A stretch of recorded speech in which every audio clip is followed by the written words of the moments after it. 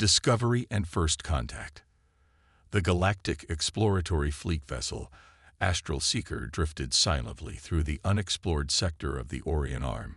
Captain Vexlor stood on the command deck, his four eyes scanning the holographic display that hovered before him. His crystalline skin reflected the soft blue light of the ship's interior as he contemplated their mission. "Captain, we're detecting unusual energy signatures from the third planet in the system ahead," reported Science Officer Kilara, her tentacles working rapidly over the sensor array. "The readings don't match any known civilization patterns in our database." Vexler's interest was immediately piqued. The Xantharic Confederation had mapped thousands of star systems, cataloging hundreds of sentient species across the galaxy.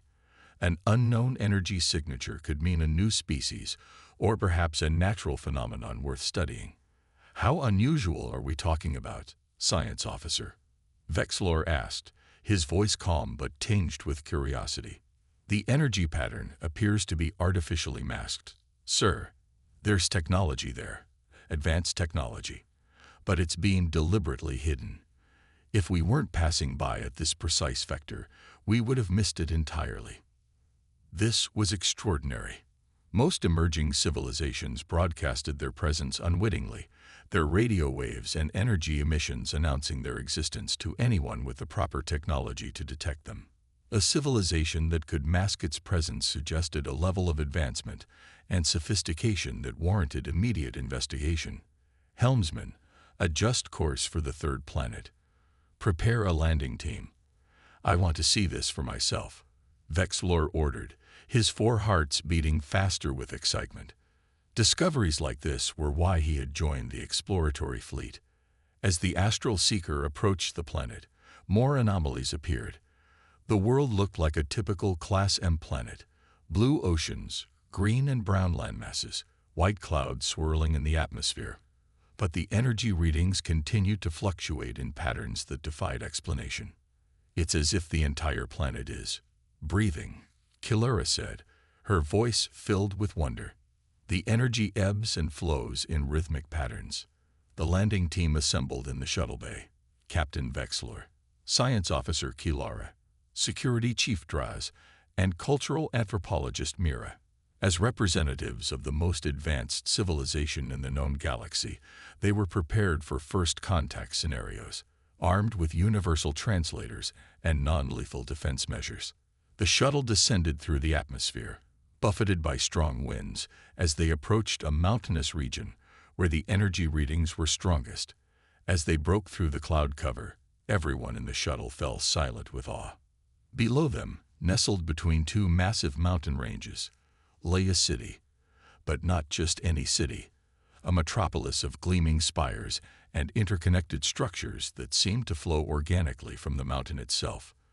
The architecture was unlike anything in the Xanthari database, both beautiful and functional in ways that suggested a deep understanding of both aesthetics and engineering.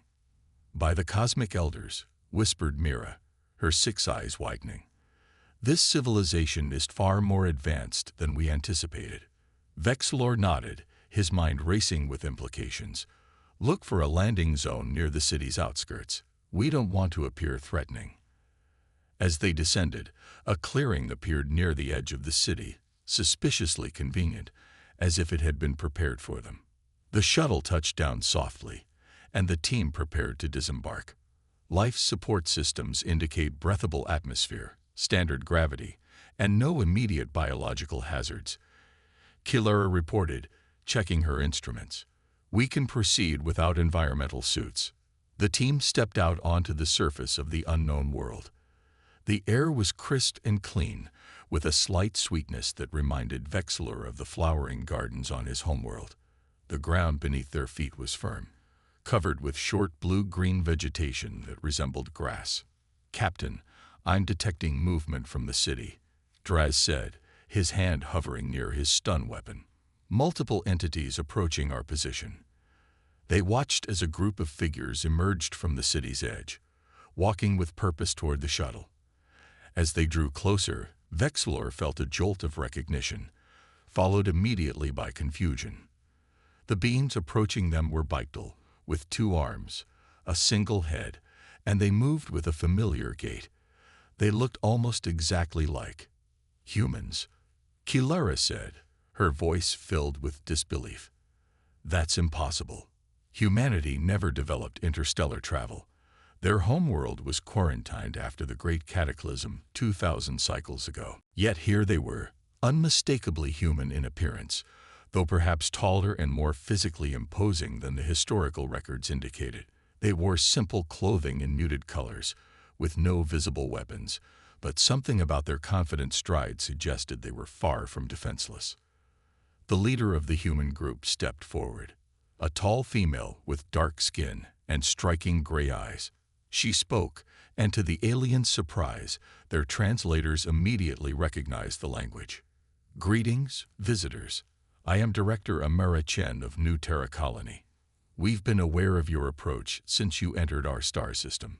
Vexlor stepped forward, performing the traditional Zinthuri greeting gesture. I am Captain Vexlor of the Galactic exploratory fleet vessel Astral Seeker. We represent the Zinthuri Confederation, the predominant governing body of this sector of the galaxy. Amara nodded, seemingly unsurprised. We know of the Zinthuri. Your reputation precedes you. This was unexpected. How could an isolated human colony have knowledge of galactic politics? I don't understand, Vexlor said. According to our records, humanity never achieved interstellar travel. Earth was devastated by environmental collapse and civil war. The few survivors were too primitive to. Amara's laughter interrupted him, a warm sound, but with an edge of something that might have been bitterness. Your records are incomplete, Captain. Deliberately so. Please, come with us. There is much to explain, and I think you'll find our story quite illuminating. The team followed Amara and her companions into the city. As they walked, Vexlor noticed details that had been invisible from the air. The way buildings seemed to shift slightly as they passed, adaptive architecture that responded to environmental changes. The roads themselves appeared to be made of some sort of semi-living material that absorbed their footsteps, making their progress nearly silent. Your technology. Kilara began, her scientific curiosity overwhelming her caution. It's extraordinary. These are biomechanical interfaces far beyond anything in our database. Amara smiled enigmatically. What you see is merely the surface. The true marvels are hidden deeper. They were led to a circular building at what appeared to be the city center. Inside, they found a council chamber where several other humans waited. The walls displayed holographic images of stars, planets, and what looked like ship designs, all of which vanished as the aliens entered. Please, be seated, Amara said, gesturing to chairs that seemed to materialize from the floor itself. You have questions. We have answers, though perhaps not the ones you're expecting. Once they were settled, an older human male with silver hair and piercing blue eyes addressed them. I am Elder Marcus Williams. I was born on Earth before the supposed Great Cataclysm. What your historical records call a natural disaster and civil collapse was actually something far more deliberate. The human paused, studying the alien faces before continuing. Humanity didn't fail to achieve interstellar travel. We mastered it nearly 3 centuries ago. But what we discovered in the depths of space led us to a difficult decision: to hide ourselves from the rest of the galaxy. Vexlor felt his 4 hearts quicken. Hide yourselves. But why? Marcus leaned forward, his expression grave. Because we discovered something ancient and terrible sleeping in the void between the stars. Something that hunts civilizations that grow too visible, too prideful, too luminous in the cosmic dark. Kilara's tentacles coiled anxiously. What exactly did you find? We call them the Void Heralds, Amara said, activating a holographic display in the center of the chamber. An image appeared, a massive, dark shape that seemed to absorb light rather than reflect it. They destroy our first colony world, Proxima Centauri. Over 15,000 lives lost in a single day. The display showed scenes of devastation, cities reduced to ash, massive craters where settlements had once stood, and strange crystalline structures growing from the ruins like parasitic growths. We learned that they're attracted to specific energy signatures, particularly the kind produced by faster-than-light communications and travel. The louder a civilization shouts into the void, the more likely they are to hear it. Vexlor felt a chill run down his spine. Are you suggesting that the Xanthari Confederation, with its thousands of colony worlds and extensive FTL network, is at risk? Marcus nodded solemnly. We've been monitoring the situation for decades. The heralds are stirring again. Their hibernation cycle is ending. But if this threat is real, why not warn the galactic community? Asked Mira, the cultural anthropologist. Why remain hidden? Amara and Marcus exchanged glances, and it was Amara who answered. Because after Proxima, we developed technologies that could fight the heralds. Technologies far beyond anything your Confederation possesses. Technologies that, in the wrong hands, could be used for conquest rather than defense. She gestured, and the walls of the chamber became transparent, revealing the true extent of the city beyond and beneath. Massive underground complexes house what appeared to be shipyards, research facilities, and weapon systems of staggering complexity. We've built a defense force capable of standing against the heralds, Marcus said, but we feared that revealing ourselves and our technology to the galaxy at large might create a different kind of threat. Imagine what would happen if the militant factions within your own confederation got hold of our phase shift drives or quantum weaponry. Vexlor couldn't argue with that logic. Even within the peaceful Xanthari Confederation, there were those who would use such advanced technology to dominate rather than protect. So why reveal yourselves to us now? Draz asked, speaking for the first time since they'd entered the city. Amara's expression turned grim. Because your ship's passage through this sector triggered something. A Herald scout vessel has awakened from hibernation in the Antares system. It will reach Xanthari space within 30 days. The room fell silent as the implications sank in. We need your help, Captain Vexlor, Marcus said finally. The time for hiding is over. Humanity must return to the galactic stage, not as conquerors, but as defenders. Will you stand with us? Vexlor looked at his team, seeing his own shock and determination reflected in their expressions. Whatever they had expected to find on this mysterious planet, it certainly wasn't this, a lost colony of humans with technology beyond imagination, and a threat to all sentient life lurking in the darkness between stars. Tell us what you need, Vexlor said, his voice firm with resolve. The Xanthari stand ready. As the sun set outside the council chamber, casting long shadows across the alien landscape, plans were already being made. Plans that would forever change the course of galactic history and reveal humanity's true place among the stars. Revelation and consequences. The Astral Seeker moved through hyperspace, its engines pushing far beyond their designed capabilities, thanks to modifications made by the human engineers from New Terra. Captain Vexlor stood at the command center, watching as his crew worked alongside the humans, marveling at how quickly they had integrated their technologies. Transition to normal space in 3 minutes, Captain, announced the helmsman. The Antares system approaches. Beside Vexlor stood Amara Chen, her face serene despite the tension that filled the bridge. In the week since first contact, she had proven herself to be not only a capable leader, but also a brilliant tactician. The more Vexlor learned about humanity, the more he understood why they had chosen to hide themselves from the galaxy. Your vessel performs admirably with our modifications, Amara said, though I suspect your engineers will be studying them for years to understand how they work. Vexlor nodded. The quantum resonance drive alone is centuries beyond our most advanced propulsion systems. I still don't understand why humanity chose isolation rather than taking its rightful place as a leading civilization. Amara's expression darkened. Leadership wasn't our concern, Captain. Survival was. The Heralds destroy our first colony, not because we were a threat, but because we were noticeable. After studying the ruins, we realized something terrifying. We weren't the first. Dozens of civilizations have been systematically wiped out over millions of years. On the main view screen, a tactical display showed their destination, the Antares system, where the human monitoring stations had detected the awakening Herald scout ship. We're still not entirely sure what they are, Amara continued.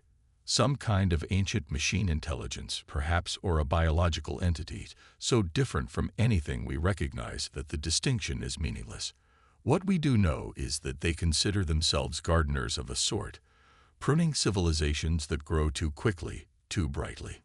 And you believe they're preparing to prune the Zinthari Confederation? Vexlor asked. Not just the Zinthari. We've detected Herald scout ships awakening in 12 different sectors.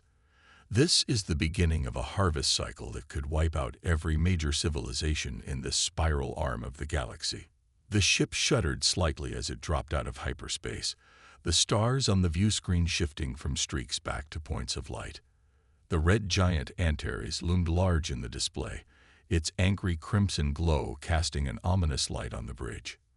Sensors active, reported Kilara from the science station, scanning for the Herald vessel. Moments passed in tense silence as the ship's sensors swept the system. Contact, Kilara suddenly exclaimed. Bearing 047 Mark 213, near the system's fourth planet. The view screen shifted, zooming in on a distant object that seemed to absorb the light around it, a black, angular shape that moved with unnatural precision. That's it, Amara confirmed, her voice tight. A Herald scout vessel, smaller than their warships, but still dangerous. It's likely gathering data on the state of civilization in this sector. Vexlor studied the alien ship. It resembled no design he had ever encountered, all sharp angles and void black surfaces that seemed to drink in light rather than reflect it. What's the plan, Director Chen? He asked. We need to destroy it before it can transmit its findings back to the others, she replied. If it reports that this region is ripe for harvest, we'll face a full invasion fleet within months. She turned to one of the human crew members. Commander Reed, prepare the phase cannon. Target the scout ship's propulsion systems. We want to disable it first if possible. The human officer nodded and moved to a console that had been installed during their hasty retrofit of the Astral Seeker. The device looked out of place among the Zinthari technology, sleeker, somehow both more advanced and more elemental in its design. Phase cannon charged and ready, Director, Reed reported after a moment. Targeting solutions locked. Fire when ready, Commander. A pulse of energy unlike anything Vexlor had ever witnessed lanced out from the Astral Seeker, crossing the void in an instant. The beam struck the Herald vessel, causing the dark ship to shudder. Its surface rippled like disturbed liquid, the material flowing to repair the damage even as they watched. Direct hit, reported Commander Reed, but minimal damage.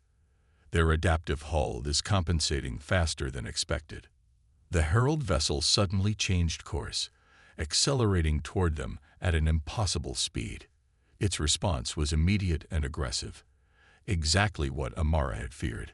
Evasive maneuvers, Vexlor ordered, but before his helmsman could respond, the Herald ship fired. A beam of absolute darkness, not energy, but the absence of it, lanced toward the Astral Seeker. At the last possible moment, Amara slammed her hand down on a console that hadn't been there a day earlier. Phase shift. Now. The Astral Seeker shimmered, and the Herald's weapon passed harmlessly through the space they occupied without touching them. Vexlor felt a strange sensation, as if his body existed in multiple places simultaneously. What just happened?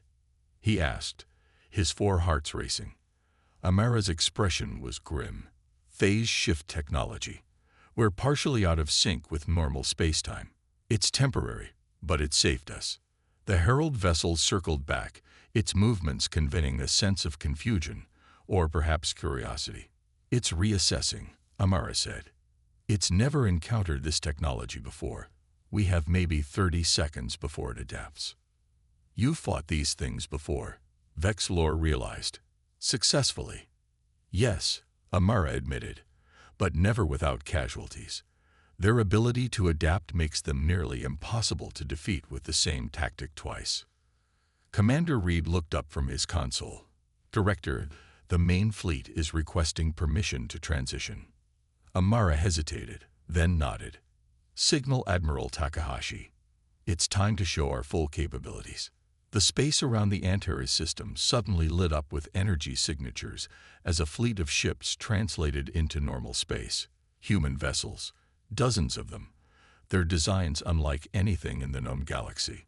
They moved with perfect coordination, sleek and deadly, surrounding the Herald Scout in a three-dimensional combat formation. By the cosmic elders, whispered Kilara, her scientific mind trying to comprehend the technology on display. You have an entire battle fleet. The new Terran Defense Force, Amara confirmed. 200 ships, crewed by the descendants of Earth's military organizations. We've been preparing for this day for generations. The Herald Scout seemed to recognize the threat. It accelerated, attempting to break through the human formation, firing those strange dark energy weapons as it went. 2 human ships took direct hits, their shields flaring brilliantly before failing. One vessel exploded in a burst of light. The other drifted, damaged but intact. Commence Operation Spearhead, Amara ordered through the comm. All ships, execute attack pattern Hydra. The human fleet responded with devastating precision. Multiple beams converged on the Herald Scout from different vectors, each using a slightly different frequency and attack method. The Scout's adaptive hull couldn't compensate for so many diverse attacks simultaneously. Pieces of its dark surface began to shear away, revealing glimpses of something beneath, machinery or biology, so alien that it defied categorization. It's working, Vexlor said, unable to keep the awe from his voice. Amara nodded grimly. For now. But this is just a Scout. The warships are 10 times this size, with proportionally greater adaptive capabilities. On the view screen, the human fleet continued its assault. The Herald Scout, now visibly damaged, suddenly emitted a pulse of energy that disrupted sensors throughout the battlefield. It's sending a signal, Kilara exclaimed. Some kind of faster-than-light transmission. Intercept it, Amara ordered, but Commander Reed was already shaking his head. Too late. The transmission was sent using a quantum entanglement method we haven't seen before. It's instantaneous, impossible to block. Amara's face hardened. Then we need to finish this quickly. The main Herald fleet will know we're here now. At her command, the human fleet intensified its attack. The largest vessel in the human armada, a massive dreadnought that had remained at the periphery until now, moved forward, powering up a weapon system that caused the sensors on the Astral Seeker to fluctuate wildly. You might want to shield your eyes, Amara warned, just before the dreadnought fired. A beam of concentrated energy, not light, not plasma, but something that seemed to exist at the boundary between the two, lanced out and struck the Herald Scout. For a moment, nothing seemed to happen. Then the Scout ship began to fold in upon itself, as if being crushed by an invisible hand. The dark material of its hull twisted, compressed, and finally imploded in a silent flash of negative energy. Where the Herald Scout had been, there was now nothing but empty space, not even debris. Singularity cannon, Amara explained, noting the shocked expressions on the Zinthari crew's faces. It creates a momentary micro-black hole at the target point, effective against Heralds because their adaptive capabilities can't compensate for the fundamental laws of physics. Vexlor stared at the empty space on the view screen, his mind struggling to process the implications. The humans possessed technology that could manipulate the fabric of space-time itself, technology that made the Zinthari Confederation's most advanced weapons look primitive by comparison. "This is why you hid," he said softly, "not just from the Heralds, but from everyone." Amara nodded. Humanity learned hard lessons from its own history. When one group possesses vastly superior technology, the temptation to subjugate others is often too great to resist. We chose isolation not just for our safety, but for the galaxy's. But now we no longer have that luxury. The Scouts' transmission will have alerted the Herald fleet.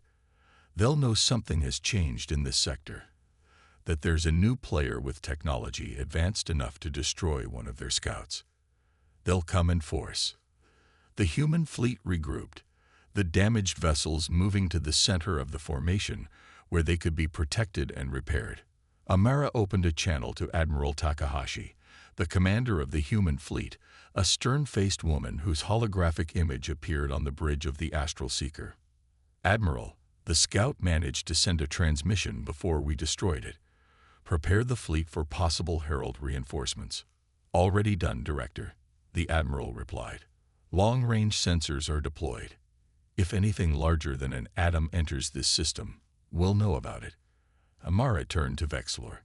"Captain, we need to get you back to Zintheri space as quickly as possible. Your leaders need to be briefed on what's happening. The Confederation must prepare for war." Vexlor felt the weight of responsibility settle onto his shoulders. What had begun as a routine exploration mission had turned into a discovery that would reshape galactic politics forever. "My government will want proof," he said. "Data on the Heralds, evidence of the threat they pose." "You'll have it," Amara assured him. "And more. It's time for humanity to step out of the shadows and join the galactic community as allies against a common enemy." As the Astral Seeker prepared to depart, escorted by 3 human warships, Vexlor found himself standing with Amara in the ship's observation deck, looking out at the stars.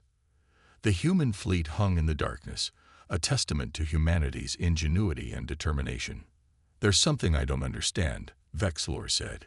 "If your people have been hiding all this time, how do you know so much about the Zintheri Confederation? About galactic politics?" Amara smiled enigmatically. "We've had observers throughout the galaxy for decades. People placed in key positions, gathering information, assessing potential allies and threats." "Spies." Vexlor was shocked. "Watchers," Amara corrected. "We needed to know when the time was right to reveal ourselves. Who could be trusted? Who would see our technology as a threat rather than a tool for mutual defense?" "And what did you conclude about the Zintheri?" "That you're pragmatic, generally peaceful, and value knowledge above conquest. That's why we allowed your ship to detect our planet. We've been deflecting other exploratory vessels for years." The implication was clear. Humanity had been pulling strings from the shadows, influencing events throughout the galaxy in ways no one had suspected. "Your people have been busy," Vexlor observed. "Survival is a powerful motivator, Captain. When you're a species that's already faced extinction once, you don't take chances." A communication officer approached, informing them that the jump to hyperspace was imminent. As they prepared to leave, Amara handed Vexlor a small device, sleek, almost featureless, but humming with power. "What's this?" he asked. "A quantum communicator. It will allow you to contact New Terra instantly, regardless of distance. You'll need it in the days ahead." Vexlor accepted the device, understanding its significance. The humans were trusting him with direct access to their hidden world, a gesture that spoke volumes about their intentions. "The Heralds aren't just coming for us," Amara said softly. "They're coming for every intelligent species in this sector of the galaxy. What happens next depends on how quickly we can unite against them." As the Astral Seeker jumped to hyperspace, accelerated by human technology, to speeds its designers had never dreamed possible, Vexlor contemplated the future. The galaxy was about to change, had already changed, in ways no one could have predicted. Humanity, long thought to be a failed species confined to a dying world, had revealed itself to be perhaps the most advanced civilization in known space, and they had chosen to use that advancement not for conquest, but for protection. The irony wasn't lost on Vexlor. The very qualities that had led his people to dismiss humans as primitive, their aggression, their relentless drive to innovate, their stubborn refusal to accept limitations, were the same qualities that had transformed them into the galaxy's hidden guardians. The Xanthari Confederation, with its thousands of worlds and billions of citizens, had never faced a threat like the Heralds. But now, they wouldn't face it alone. Humanity had stepped out of the shadows, ready to stand with them against the darkness. As the stars streaked past outside the viewports, Vexilor made a silent promise. When this was over, if they survived, the galaxy would never again underestimate the species known as humans. Their lost colony had been found, and with it, perhaps, the salvation of all sentient life. The journey had just begun, but already the universe would never be the same.